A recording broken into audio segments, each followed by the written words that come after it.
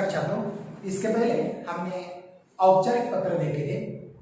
आज हम अनौपचारिक पत्र अर्थात घरेलू, पारिवारिक, कौटुंबिक पत्र कैसे होते हैं इसके बारे में देखेंगे। इसमें यह भी जो पत्र है अर्थात 5 अंकों के लिए होगा। इसमें सबसे पहले जो दिनांक लिखा जाता है उसके लिए आधा अंक, उसके बाद नाम लिखना भी यहाँ जरूरी है।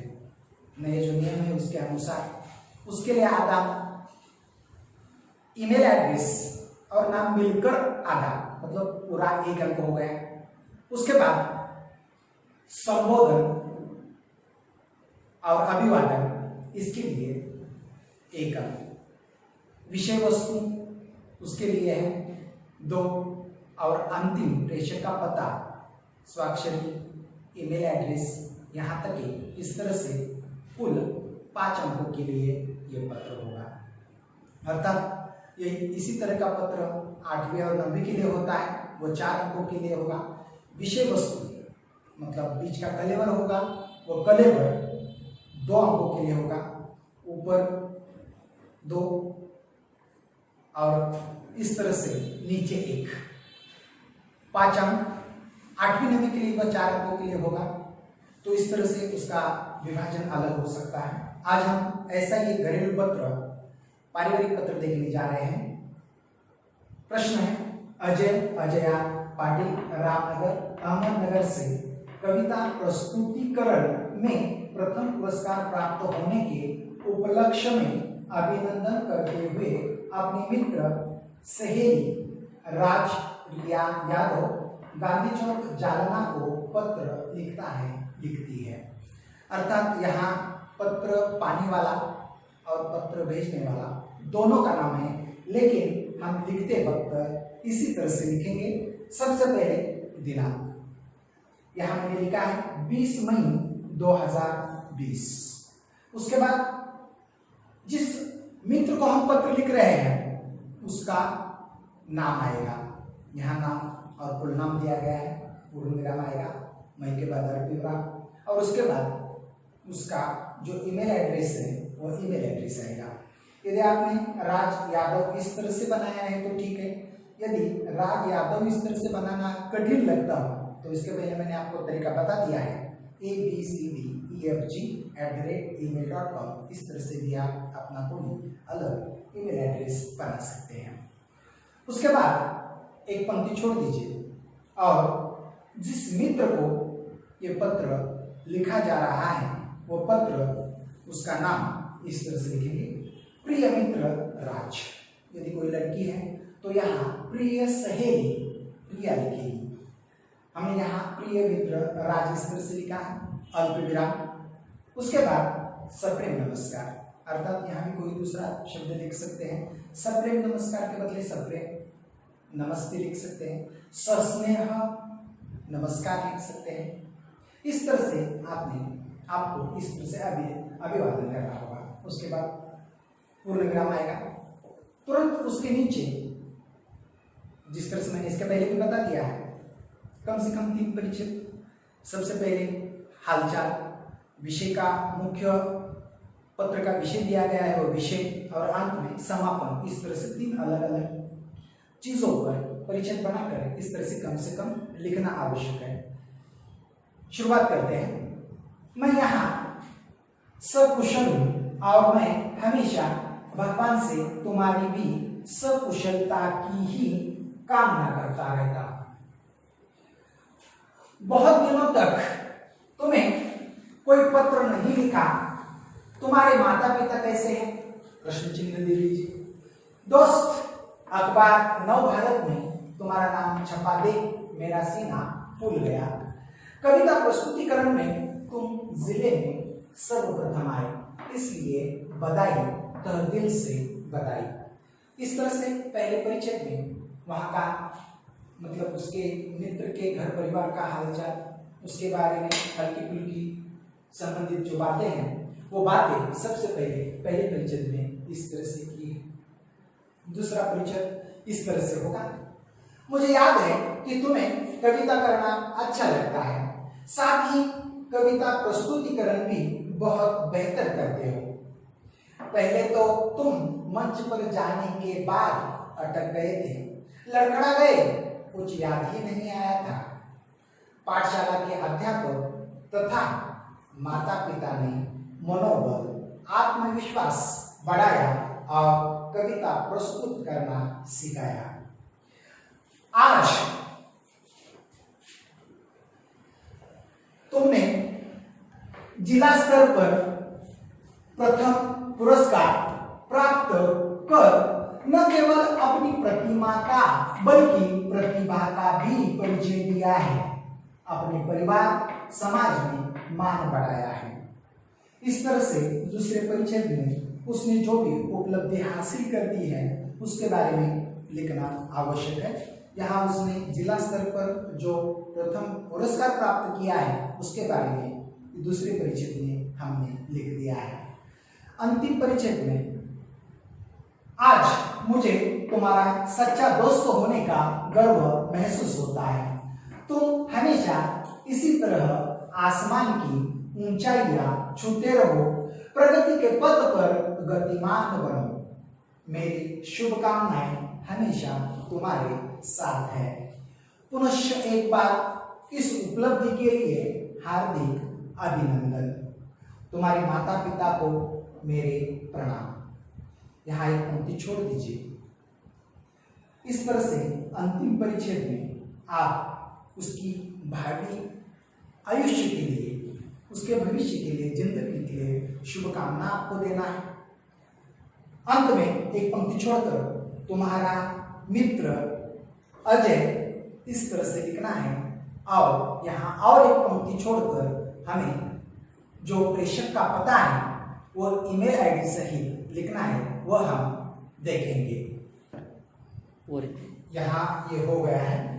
तो उसके बाद एक पंक्ति छोड़कर अजय पाटिल, रामनगर, अहमदनगर, AJAYPAKIL@gmail.com या फिर आप, मैंने आपको जैसे बता दिया है, PQRSEU@gmail.com, इस तरह से भी आप अलग ईमेल एड्रेस जो है वह बना सकते हैं। ठीक है, स्टार्ट। हमने इसके पहले एक घरेलू पत्र देख लिया है। आज हम इसी में से दूसरा घरेलू, पारिवारिक, कौटुंबिक पत्र देखने जा रहे हैं। प्रश्न इस तरह से है। आपका विद्यालय आपकी कक्षा के छात्रों को सैर के लिए महाबलेश्वर ले जा रहे हैं। पिताजी से अनुमति तथा आवश्यक रुपयों की मांग करते हुए जया अनंत कुलकर्णी, सानी गुरुजी छात्रावास, पुणे से पत्र लिखता है, लिखती है।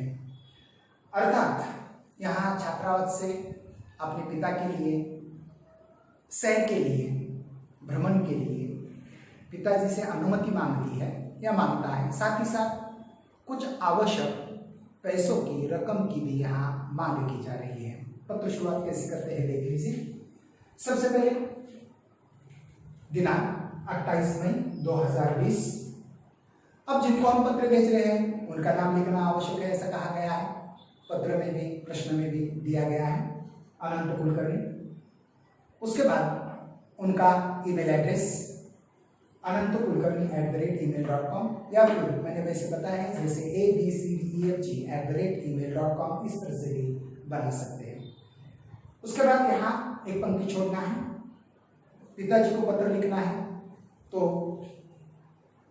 इस तरह से शुरुआत करेंगे। आदरणीय पिताजी,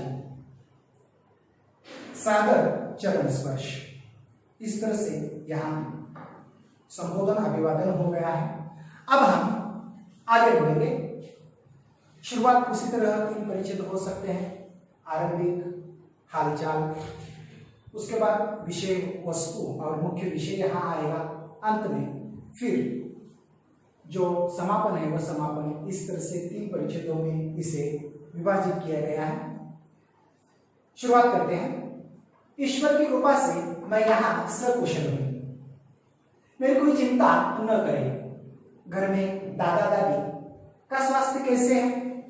छोटी बहन रीना कैसी है? मैं भी आप सभी के कुशल मंगल होने की इच्छा करता हूँ।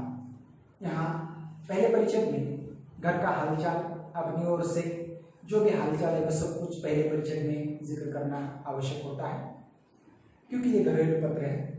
दूसरे परिचय में पिताजी विद्यालय की सैर भ्रमण के लिए महाबलेश्वर सातारा के लिए जा रही है। मेरी भी उनके साथ जाने की तमन्ना है। सहपाठियों का भी आग्रह है कि उनके साथ चलो और आनंद उठाओ।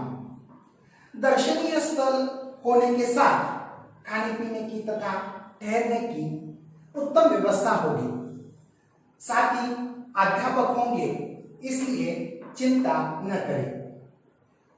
कृपया मुझे वहां जाने की अनुमति दीजिए तथा 2000 रुपये भी भेजने का प्रबंध करें।